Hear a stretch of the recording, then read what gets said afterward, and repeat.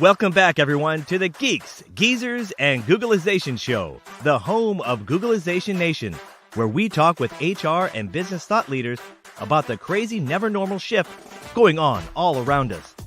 Our goal is to bring you ways to reimagine tomorrow and explore the ever-changing convergence of people, business, and technology.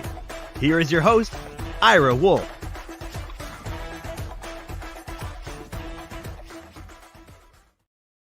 Well, welcome back, everyone, to the Geeks, Geezers, and Googleization Show. Thank you for being part of Googleization Nation. I'm Ira Wolf. If you think this is just another podcast, think again. This is the voice of the most important conversations on the future of work confronting business leaders and people today. My goal is to bring you ways to reimagine tomorrow and explore the ever-changing convergence of business, technology, and people. On today's show, we're going to take another leap into the future. But I've got to admit that leap is becoming more of a very, very small step as the world seems to keep spinning faster and faster. Just weeks before tax day in the United States, accounting might seem to many people like it is one of those industries or professions that is somewhat immune to the whirlwind of change affecting most of us. But if that is even a remote thought, then you don't even want to think about going anywhere, because today we have Jody Padar, the radical CPA, and Bill Keller, president of Global Staffing, ready to tell you what's ahead in the world of accounting and finance. Like most industries, accounting is gearing up for a transformation. Remember when H&R Block and then more recently TurboTax were disruptive innovations in the accounting space? Well, thanks to blockchain, AI, and predictive analytics, you haven't seen anything yet. Before I invite Jody and Bill to the stage, just a reminder, in addition to broadcasting live today on YouTube, LinkedIn, and Facebook, you can also watch us live on, or listen to us live on W4CY and watch us on Talk4 TV. We now reach a potential audience of almost 2 million people on all the platforms that we're on. To watch us each week on W4CY, it's really easy. Simply download the W4CY app on your phones or tablets. So if you can't watch and listen live, no worries, because the video replays are available on all these platforms, as well as Roku, Apple, Spotify, and dozens of other podcast platforms. So now it's time for the perfect labor storm. This is the segment each week when I get to point out a disruptive, surprising, or worrisome trend that I believe you should know. With anticipation, many of us who follow workforce and labor trends geek out when LinkedIn releases its annual most in-demand skills. So as expected, there's a lot of buzz around this year's just released report. No surprise to anyone, people skills and people-to-people collaboration continue to gain importance after decades of lip service. I've been in the workforce and in business for over 4 decades, and I can't even remember a time when we weren't talking about communication and team building as necessary elements of a good business strategy. So what's going to make 2024 any different? Well, it seems that executives finally got the hint. 9 out of 10 global executives agree that soft skills, aka human or durable skills, are more important than ever. So it's not surprising that communication ranks number 1 on the 2024 list of overall most in-demand skills. But now I'm going to read this next part directly from the report, which is the part that has me and a lot of my colleagues excited. Since AI has changed work so profoundly over the last year, we, and that's LinkedIn speaking, we also are highlighting the top skill of the moment with the most notable surge in year-over-year demand, and that's adaptability. You hear about me talk about it all day long, every week, every month, every year.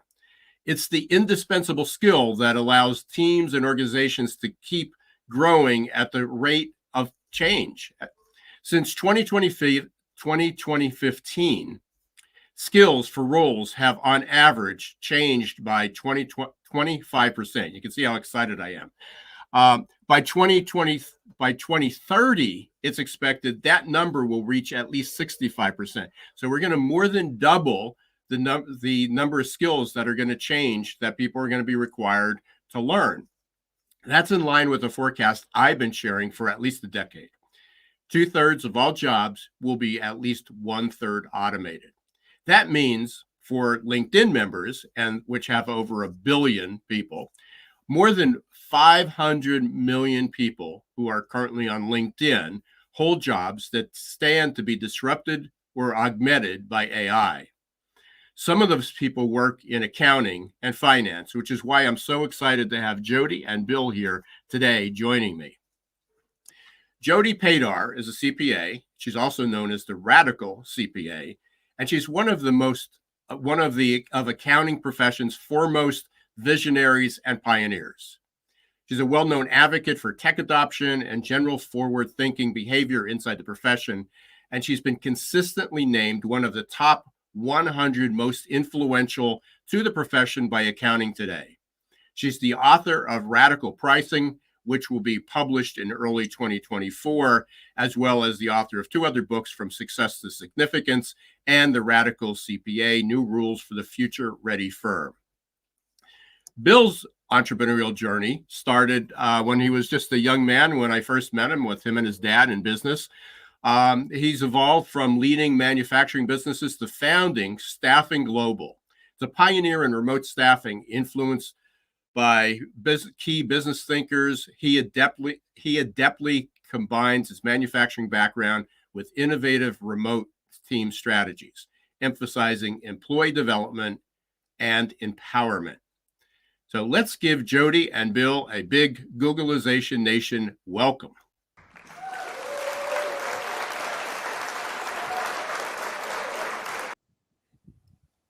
Hey, welcome, Jody. Welcome, Bill. Good to see you both. It's great to be on the show. Excited to be here. Yeah, this will be fun because I know you guys are deep into the accounting world. That's where you live, but it's also, you live in the rest of the world with the rest of us. So I know a lot of times industries and it's not in my backyard. This is going to happen.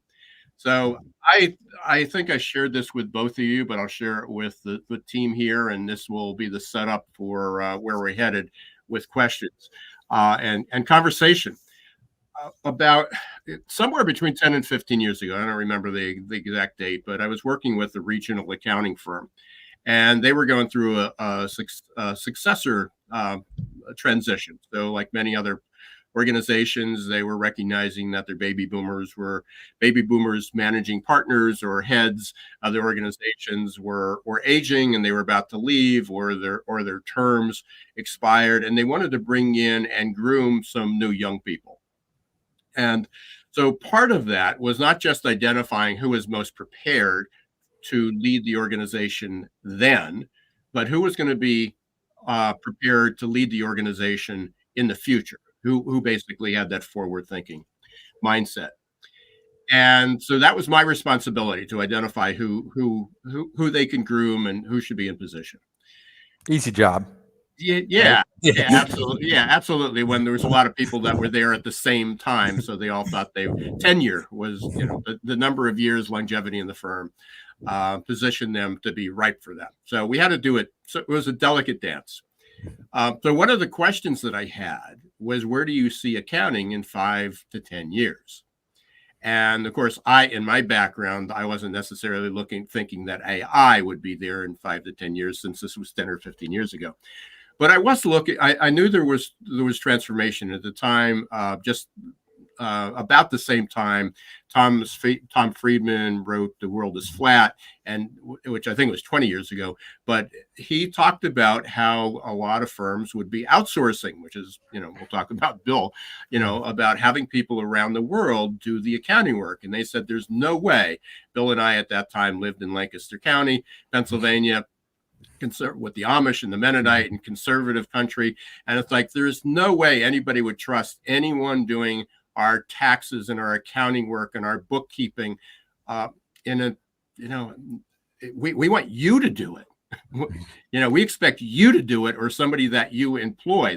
We don't trust this stuff in the cloud. What's going to happen? We're going to leave you. Well, here we are in 2024. So, they've certainly advanced, and I know they do have people that they're using in India and other places around the world. But that's the setup. I mean, things happened pretty quickly, and people who said, "Not in my backyard, that will never happen to my industry, my profession, not in my business," also found that's how do you stay competitive? How do you grow? And that's just the tip of the iceberg. So Jody, let's start with you. Briefly, I think we got your bio right, but briefly, what do you do? And how are you working with some of the clients? What are some of the biggest challenges that you see in the accounting world, and probably transferring that over to the business world as well? So I'm an industry innovator. So it's funny that you talk about that story about 15 years ago, because that's when I was actively in my practice innovating. And that's how I became the radical CPA, because the things that I was doing, we talk about the cloud then, like today, everyone talks about the cloud like it's no big deal. But back then it was a big deal. People didn't want to do the cloud, right?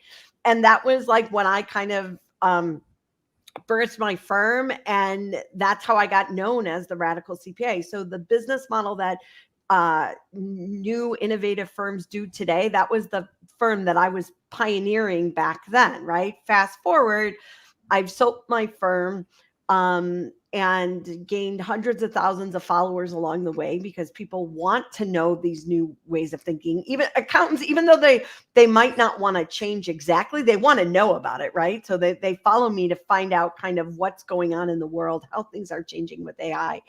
And then fast forward, I'm working with a startup called April, and we're developing tax software to compete with TurboTax. And we deliver our software through fintechs. So TurboTax is going to have a little competition, which is good, because tax software hasn't changed in the last 30 years. So it's exciting to kind of see the evolution of change happening. But I think realistically, when we look at the whole landscape of the accounting profession, it's been changing for a long time. And the pandemic pushed it even faster, which is good. And now, I think accountants are ready, a little bit more ready for the changes than they were in the past. But they have to be ready, because AI is coming, and there's so many things that accountants have to adapt to the new way of working, and that's for everybody. It's not just the accounting profession; it's all the professions as a whole. But to me, it's exciting, and it's a new opportunity, and there's lots to do and to pioneer moving forward. So Bill, you went from manufacturing log cabins to to Staffing Global. Talk a little bit about your transition, where you saw the opportunity, and especially that's almost as radical as me going from dentistry to what I do, to talking about leadership and business and HR. So talk a little bit about your journey and how you got here and what you're seeing. Well, I was in a very physical world. Like you said, built log homes, log cabins, had a manufacturing facility, and did that at a very young age, and quickly found out what I didn't know. Because when you're young, you think, hey, I know everything, and quickly got into this and, thought everybody else was the problem, and then quickly figured out that I was the problem. And so that started my personal growth journey. And so while this is a pretty radical change from, the physical world of log cabins, I was always into reading and to growing. And one of the books that you mentioned, The World is Flat by Thomas Friedman, was influential, along with another book, The 4-Hour Workweek by Tim Ferriss. And so, I grew up in a really small place. I didn't have a lot of, reference groups that would expand my horizons, but I was always on the lookout, but I just didn't have those reference groups. And these books kind of opened up my world. When Tim Ferriss talked about outsourcing to India, and I'm like, wow, if you could do that, what else could you do? And it was always good at once I had the idea of being able to modify that and put that into different contexts, and then being able to change that idea and use it in different ways. And so that started my journey. Basically, I actually actually still own a marketing company where I leverage those overseas resources to run my marketing company, and so that I could do it anywhere in the world. This is like Jody was talking about 15 years ago when remote was kind of radical. I was running my business from Costa Rica for 3 months or Florida for a couple months out of the year, and people were going, "How are you doing that?" And I'm like, "Hey, I use overseas resources. You do it too." And, I tell them how to do it, and they'd kind of look at me like, I'm not going to do that. You could, and I tell everybody what we do is not difficult, or it's simple, but it's not easy. And so I tell them, hey, here's the resources. You can go to up, Fiverr, or you could go to Upwork or Elance at the time, and here's how you do it. But none of them would really do it. But they needed somebody to kind of guide them through that process. And that's really what I did. And I tried to, I saw that there was some challenges with those platforms. And then my job was to overcome those and to see how I could use a book like The Innovator's Solution and Innovator's Dilemma to get greater integration, even though we were 10,000 miles apart. And what would it take to get that greater integration so we could get greater performance from remote teams? And so that's really my job, is to kind of find out what's missing, what are the cultural things that both sides of the pond need to know about, how do we bring them together, and how do we get the greatest amount of performance and then serve the needs of basically 4 parties. And when I'm looking at this relationship, I'm trying to see, how do I serve my client, which is oftentimes a CPA firm? How do I serve my client's employees? We don't want this to be something where a job goes overseas and it hurts an employee here in the US. We have plenty of work to do. Most people can't find enough people, so nobody's really going to lose their job. We don't see that, they're taking whole operations and moving them over, at least not with the people we're working with. And then how does it help our employees? The people that we have overseas, and then how does it help our clients? And if it helps all 4 of those people, then we think we have a really good fit. So that's really what I do. And on a daily basis, I spend most of my time actually on people development, looking for ways that we can grow and develop people, finding ways that both professionally and personally.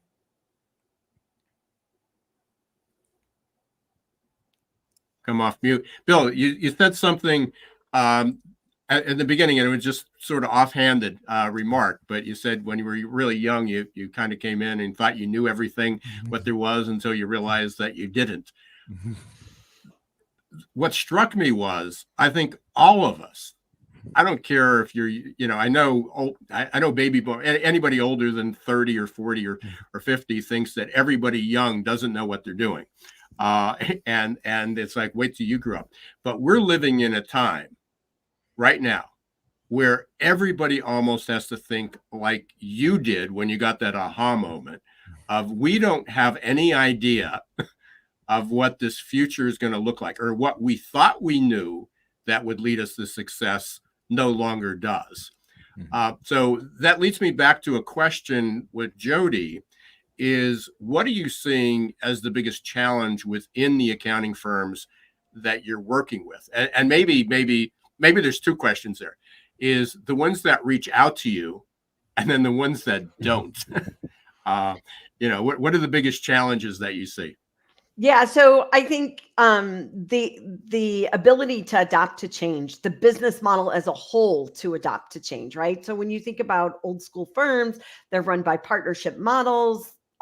These boomers want to retire, and they still don't have the next generation to come up, right? So they have private equity coming in. There's all these new disruptions happening at the business model level, and then we have a hard time finding staff, right? So like when we talk about who's the team going to be and where's automation going to fit. So those are the challenges of today, right? So you have this old archaic management model that doesn't work anymore.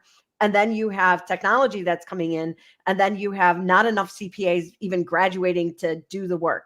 And there's a huge opportunity to outsource a lot of stuff overseas, and firms are looking at it and they're using it, but there's still so much work. The biggest problem for accounting firms right now is they're profitable. So, and you say that kind of tongue in cheek, but what happens is when you're profitable, what happens? you're kind of complacent and you're not willing to change because you look, I'm making money. What do I need to change for? But what's going to happen when they don't make money, right? And so I think that's one of the things that we have to think about. And I think that's the people who aren't coming to me don't even realize that, they're going to wake up one day and the world's going to have changed, versus the people who are coming to me and are like, oh, how do we add automation? How do we change this? What do we need to do to our business model inherently to get it ready for the future? Versus the people who are like, well, I'm profitable today, I just assume I'm going to be profitable tomorrow. So there's a lot of, going back to what I said earlier, there's a lot of firms that are out there that are thinking that they know what they need to do, but they're basically, adolescents or young 20, people living in a world that's rapidly changing. Bill, you work, and I know you can't, I won't say I know you can't, but you probably don't want I don't want to ask you for the names of clients or firms that you're working with, so we don't want to share those. But I know you're working with a couple pretty innovative, advanced accounting firms. What are you seeing? I mean, when you first reached out to them, or they reached out to you, what did that look like? What solutions are they looking for? Is it strictly because, hey, we can't find anybody locally, so we need a staffing firm to find us people, and your people just happen to be anywhere around the world? I think that there's, that's a difficult question. I see a couple different things. One, I think a lot of people feel the peer pressure. I don't necessarily know that there's many people that are saying, hey, I want to outsource, right? They know they have a problem. They're looking for solutions. They're not necessarily saying, oh, this is the best solution. It's a solution, right? And I'm not saying this. I think if they could find a solution they were comfortable with, or they used more often that would work, like regular hiring, they would do that, right? Most of the CPAs that I find is even the more innovative ones are still not that innovative, right? That you're still, I mean, maybe I'm sure there's some that are out there, but the ones that I'm talking to, typically they're going to do it because they feel forced to, more than they want to do it, and it's exciting for them to do it. There are a couple people that I have that I think that they find it exciting, and many of the people that are finding it exciting are finding different benefits than other people that are kind of dragged kicking and screaming. And that basically has to do with, they found that they really like the interaction from overseas people, and their younger staff really enjoy working with overseas people. And so that was a benefit they didn't really expect. So I think there's a lot of benefits that people don't really understand when they first come into it. But I find that a lot of people even in the innovative space are still resistant to change. And I think that I can't blame them. They're profitable. They have this business model. Why should they change? And even so, the structure makes it very difficult for them to change. And so I think for going forward, for firms, especially large firms, they're going to have to kind of break off certain sections so that they can have some more innovative solutions, whether that's outsourcing, whether that's using AI. I even know some of the firms that I'm working with are even having challenges with AI because their IT departments are going, okay, we can't do that. We can't venture into that area. Even with, I'm not sure, Jody, what you're finding on the E&O side, the insurance side. The insurance companies don't even want to let some of the accounting firms start really delving into AI because of the risks that they see out there. So, we'll tee that back up to you, Jody. I mean, what's your response to that? Are you seeing the same thing, or you talked about even your own firm being fairly advanced, being innovative, bringing in technologies, automating things. Where does that fit into this picture? Because we're talking about needing more CPAs, but that's a human body problem. But automation, I think the thing that CPAs don't see, that they don't realize, is that their competition is not the firm next door. It's not the firm across the country. It's a technology company that's coming in with a different way of doing business, and an Amazon-like way, we'll call it. and they are bringing in new tools and new technologies to serve customers better. And now, again, there's certain amount of audit that has to be done by bigger firms, but the majority of work that's done in firms today is not relevant to the attest faction or to audit, right? So if you get rid of the audit piece and you look at all the other work that accounting firms today do, most of it can be done by non-accounting professionals and just have a little bit of accounting oversight on it. And all that work is now, new business models are coming in to do that work, whether it be fintech that's going to come in, whether it be startups that have large funding rounds, whether it be people like Rocket Lawyer or LegalZoom, who are now doing accounting and tax services, who have tech in their DNA, right? So this business model of the accounting firm it's being completely disrupted and changed. And so they're not competing with other accountants. They're competing with businesses who are running things differently. And private equity, even if you look at all the private equity and the money coming into the space, the way private equity runs a business is very different than a traditional CPA firm or partner would run a business. And there's a lot more expectations and accountability. And I don't think it's a bad thing. I just think we have to adapt to the way the world has changed and figure out where we fit in it. Because ultimately, if these new business models serve the customer better, then that's really good, right? And accountants will find jobs wherever. They're always going to find a job. Doesn't matter if an accountant works for a partner who's a CPA or if an accountant works for a CEO who runs an accounting practice like more of a business versus an accounting firm or a professional services firm. And I think that's the disruption that people don't realize is coming. And when you pull all that data together and you look at it from a tech focus, now you have so many other opportunities even to serve your clients better, because you can look at that benchmarking, you can look across the board. And that's what a lot of the new accounting startups are doing, is they're giving insight to the data versus, and I'll say deep insight versus just a professional services firm giving insight, because they have hundreds and thousands of pieces of data to compare it to. And to me, again, that's the cool stuff. If you're really an accounting geek, you want to geek out in that data and figure out how to use that data to serve your client better, not worry about how it was collected. So I think that's the exciting stuff. So that seems to take, going back to what we talked about in the beginning when I talked about adaptability, which is where I've spent the last number of years, is not necessarily looking at different ways to find people, to resource, to work remotely. It almost seems we're stuck in the wrong paradigm versus adapting to the way accounting will be. What will that look like? And how do people fit into that model, rather than saying we need better ways to find more people? Am I correct, I think Bill? you're right. Yeah. Bill, I mean, that's your world. I mean, am I blowing up your business model? So what I would say is think of a couple different ways. Like, I think we're limited by linear thinking. I think even like Stephen Kotler, and you had he was on, we are very linear thinking people. So we're often thinking, okay, how do we do this 10% better? Okay, we have 10% more work to do next year. How are we going to do that? So we think very linearly. Okay, we'll just hire 10% more people. Okay, or we'll make them work a little bit harder. We need to be thinking in a much more exponential way to give us new solutions. Whether that's outsourcing or not, I don't really care, from my perspective. Like you're talking about, how are we going to do that differently? And so we say, if I had to double my output next year or triple my output, what would that look like? What would I have to do? Well, I can't keep doing what I'm doing. Okay, we're going to have to go to technology. We're going to have to maybe use a combination of efforts to do that.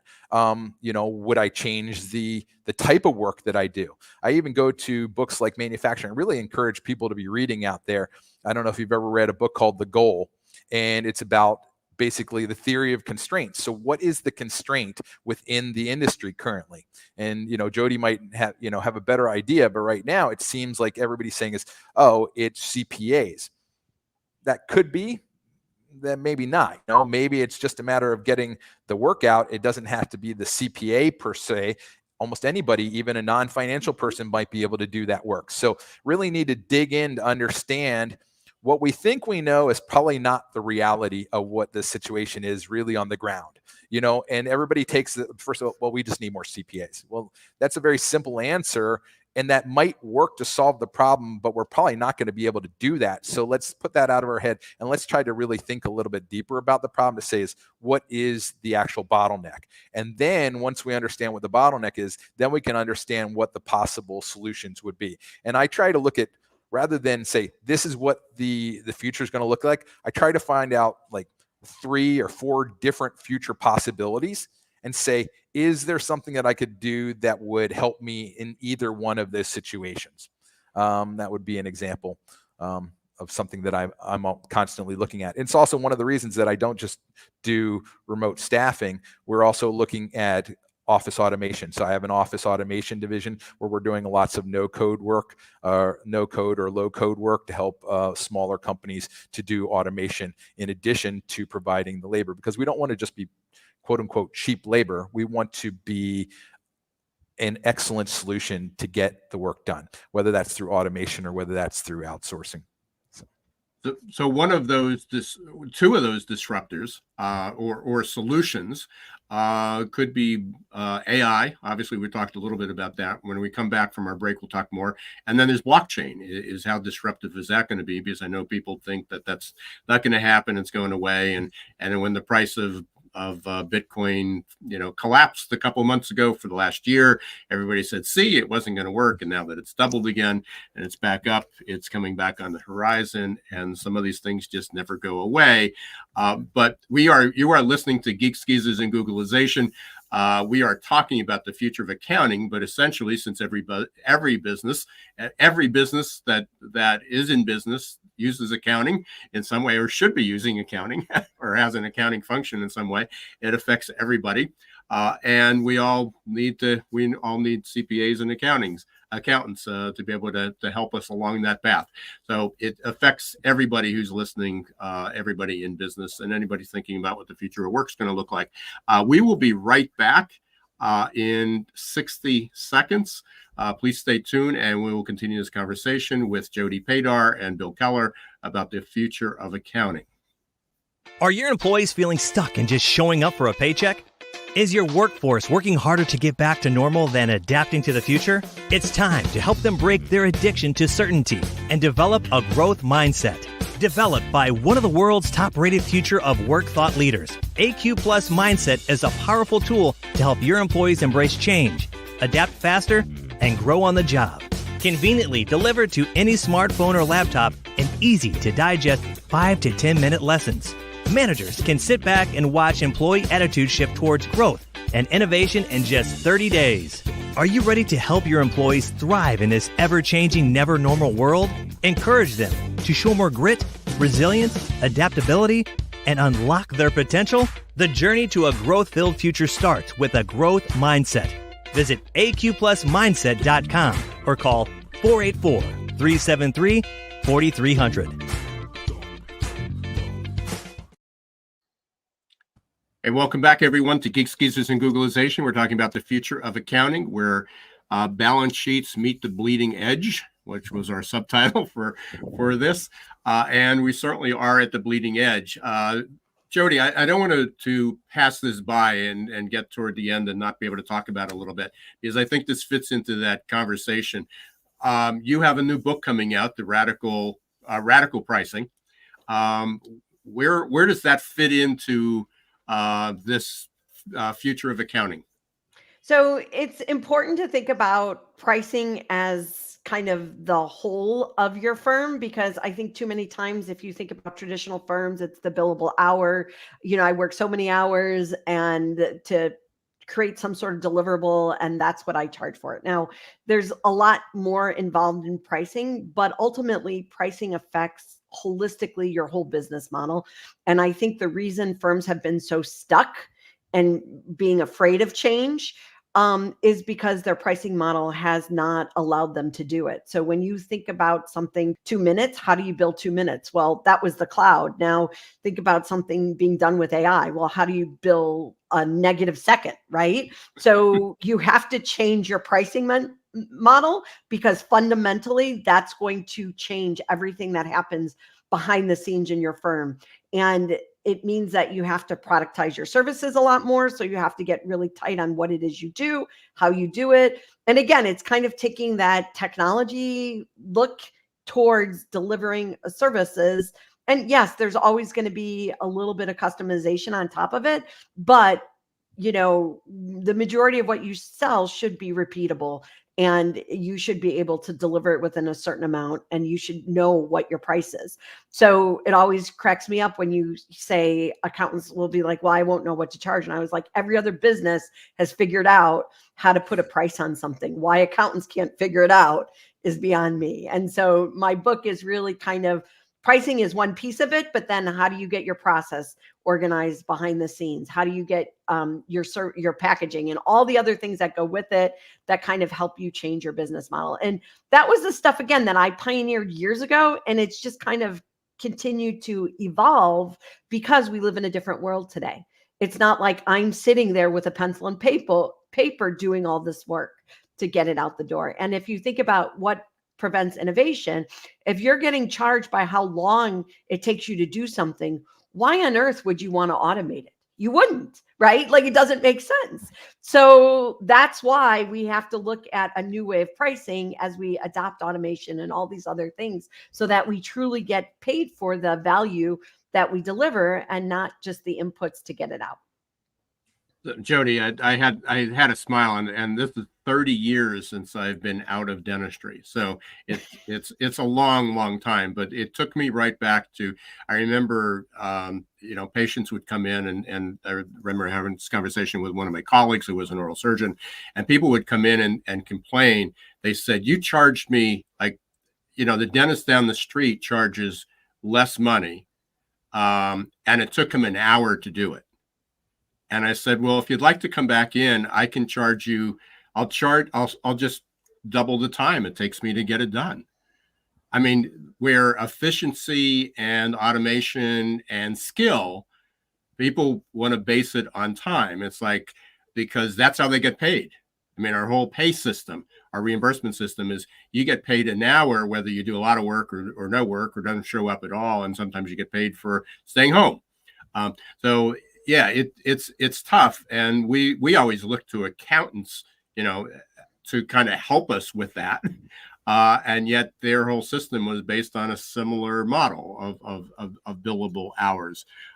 Bill, within that same, again, it's a different business model, which is what we're talking about. I know people usually talk about innovation or think about innovation in terms of gadgets and widgets and maybe software, but sometimes it's a shift in mindset. It's a shift in the model itself. I want to make sure we cover this topic because I talked about it earlier, but it is the elephant in the room. Is where do you see AI and blockchain kind of fitting into this? Is there conversation clients are having? Now, how does it see it impacting your business, your business model, or the way that you conduct business? So there's a couple of things that I'm seeing that, again, I talked about earlier about the various possibilities. I don't know about you, even with AI and everything, my workload doesn't seem to change a whole lot, right? We're always busy. So the question is if AI and technology comes in, are we going to get to the point where we only have to work 20 hours a week? I don't. You would think that, right? If you look at what the productivity gain should be, well, then we should drop down in the number of hours that we need to be there. History would say that's probably not going to happen. So, I think that I see we're still going to have this need for people. In the future, or at least for the foreseeable future. I still see there's, the future is already here. I think maybe one of your people that you had on, the future is already here, but it's not evenly distributed. right? So you probably see this, Jody, all the time in different firms, right? They're already doing, things with AI. They're already have automation, but you go right next door to another firm and they're like, oh yeah, we're still using, QuickBooks Desktop. And you're like, oh my gosh, how's that possible, right? And so the future's already here. It's just not evenly distributed. So I still see this ramp up time. That it's until it really gets distributed across the board. But, it is a worry of mine that, that I'm going to need less people, which is one of the reasons that I'm also working on the automation side. So again, I saw these possible futures and say automation is one of them that's going to be here. I don't think that's going away. So I need to be working on that as well. And it goes back to philosophy and mindset change. There was Malcolm Gladwell. He had revisionist history. He had a thing about, I think it was an episode called "The Big Man Can't Shoot" about Wilt Chamberlain. But he talks about different sports and how basketball is basically a strong link sport where basically one player can make a significant difference on the team. Okay. And that one player can make an outsized difference as opposed to soccer, which is a weak link team. And what that means is I think we need to understand the game we're playing, right? If AI is going to come in and just make the top even stronger and that propels us forward, is that the game we're playing? Or are we playing a weak link sport where basically we need to use AI to make the bottom people stronger? And by making them stronger, we'll make the whole team stronger. And I think that's really what firms need to kind of understand is what game they're playing. And the problem comes in is I think that there's multiple games being played within an individual business. You might have different business units that are working on different areas. And so that's where it becomes more complex and the analogy starts to break down. But I think really understanding what type of game you're playing will help you to determine your strategy moving forward using AI. Yeah, I love that. That's a great way to look at it. I love that strong link, weak link, because if you asked anybody 5 years ago, which professions, which skills, which occupations were the most threatened by AI and technology and automation, it was always the lower skilled blue collar jobs. Yeah. Not anymore. The biggest threat, especially with ChatGPT and the advance of that, now that it's in the hands of AI is in the hands of everybody, is now physicians, accountants, dentists are probably still a bit hands-on, but basically a lot of people in healthcare, attorneys, accountants, finance, a lot of these secure jobs are not necessarily they're secure. But I also go back to the one thing, and then I'll come back to you, Jody, is the 2/3, when I said 2/3 of all jobs will be 1/3 automated. That means 1/3 of the jobs probably aren't going to be immediately affected, which is okay. You just have to figure out which are you a weak link or a strong link in that. But that didn't mean that you can go home after 25 hours just because 1/3 of your work was automated. What it meant was that you were going to have to learn new skills to be able to continue to have a job. So if 1/3 of those jobs is you needed new skills, which is a lot of people are resistant to that because I'm only 10 years away from retirement. I'm too old to learn how to do that. That has now gone out the window. Jody, the final question is going to come to you, and then we got a couple other things to do to wrap up here. I want to go back to that AI question, AI and or blockchain. How are you seeing that impact kind of the future of what you're doing and what you're leading people to? So I think it's impacting them every day. I think that there's really cool AI tools coming out. And I think people think, oh, I have to go somewhere to do AI. In another 2 years, AI will be built into the tools we already use today. It already is. So yeah, so they don't even have to worry about going out. Yeah, I teach an innovation and entrepreneur class, and I asked for examples of where AI was, how they were using it, and somebody said, "Oh, Spotify." It helps me. It helps me identify music that I like. Yeah. Yes. So I think that makes it a lot less scary when you realize it's just going to be part of the tools that we already use. And the really good AI is going to be hyper specific to the job that it's trying to complete versus this general AI, which is, not as as relevant to whatever. I think the big thing is though, is when you think about AI, it somehow gets you 85% of the way there. So it's great for people who have experience and know the 15% that they should be like double checking and figuring out. But what do you do for that new hire who doesn't have the context of what the AI brings up and doesn't know how to double check that AI to see that it's getting? So I think we're going to have to do a lot more a training for the next gen to kind of transfer that knowledge and transfer it in a different way of that experience, because we're going to have to bring our next generation professionals up to speed a lot faster than I was brought up to speed, right? We're going to have to transfer that experience and figure out how to transfer the human experience to the next gen faster. Yeah, real quick, because we are running out of time.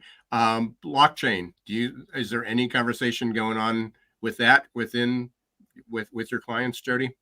Not really, because it's kind of underlying a lot of things. So the blockchain a lot of times is kind of the steps, and it kind of keeps everything in line under it. But not very many people are talking about it anymore. Okay. All right. Well, we'll have you back, and we'll see where that is in a year or two, right? So, we just have a few minutes, and I want to be able to make sure we get our lightning round in, because this is the fun part. So, Jody, since we're having that conversation, I'm going to start with you. What's your favorite band or favorite music? So how could I say, like, we got the whole Taylor Swift thing going on. So I think the whole internet is like enamored with Taylor Swift and Travis. So that's where I'm at. Well, what's your favorite? Where do you go when somebody comes out? Is it Taylor Swift or is it someone else? It's Taylor Swift. It's pop. You're swept up by the moment, huh? Yeah. Hey, Bill, same question to you. What's your favorite band, music? I have a very eclectic mix. If you look on my, I listen to almost everything on YouTube. So, I have anything from mariachi bands to, Ed Sheeran to classical. It's just kind of all over the board, whatever is striking my fancy at the moment. But most of the time right now, I'm listening to children's songs, because I have a 2-year-old daughter. And so most of them are, something about a horse running around the mountains or something like that. Yeah. So yeah. I'm going to come back. Yeah, I'm going to come back to you for one more question. What's something that people get wrong about you? About me? Or were you talking to Joe? Yeah, no, about you. Oh, that's what did people get wrong about me?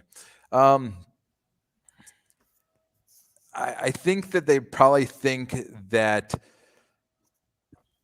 I'm all business. I'm very intense, but I have a passion for people. And I think that passion sometimes probably does not come across in the way that I would like it to come across. It is an intensity that most people probably mistake for, I don't know if they'd say anger or not, but I have this passion for people. I want to share this information. I want to help them. I want them to move forward. And they're often like, whoa, okay. And they step back. So I think that's my intensity is probably mistaken for something other than it's meant to be, which is I want you to do well. So, yeah. And Jody, I'm going to switch the question on you. If you were a car, what kind of car would you be? If I were a car? Yeah. Probably a Jeep. Just like because I think I like to go over the bumps and everything. I mean, like I'm ready to go through it. Like not just like I don't want a smooth ride. Somehow I always find all the things to go in and around and above and So a true disruptor, a true innovator. So Jody, what's the best way people can get in touch with you? Find me on LinkedIn. Just Jody Padar. Just connect to me on LinkedIn. Okay. And Bill, what's the best way for people to reach out to you? Same thing.